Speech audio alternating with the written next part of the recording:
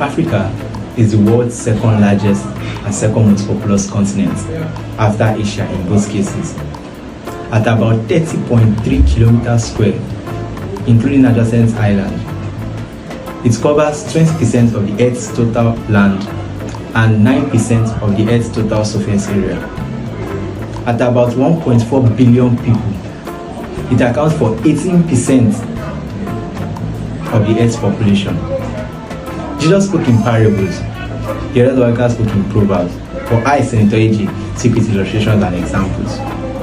According to the United Nations, there are 54 countries in Africa today.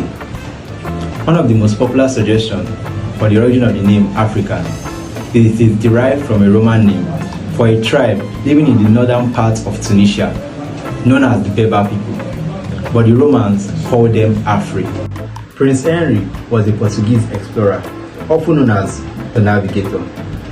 He was the first European to methodically explore Africa and the oceanic routes to the Indies.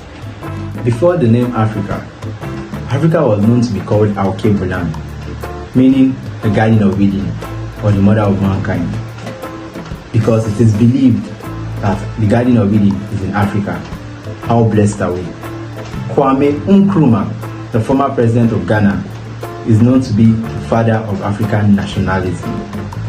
Africa has about 30% of the world's natural resources, 8% of the world's natural gas, and 12% of the world's oil reserves. It has up to 40% of the world's gold and up to 90% of the world's chromium and platinum. Africa's two most profitable natural resources are diamonds and gold. In 2008, Africa produced up to 483 tons of gold, which is about 22% of the total world's production. Africa is so blessed. With all these resources at our disposal, why is Africa still considered a third world continent? Here is why.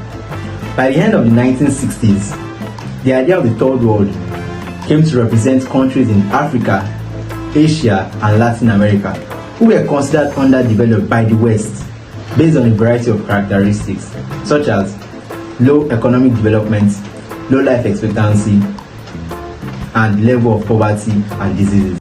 Despite our natural resources, it has now become a stereotype to refer to developing countries as third world countries. All I'm saying is, it's high time Africa break loose from the shackles of indirect colonialism. Africa is so blessed with mineral and human resources to be controlled by some countries who don't have a quarter of what we have. It's high time we wake up. Africa, it's time to shine.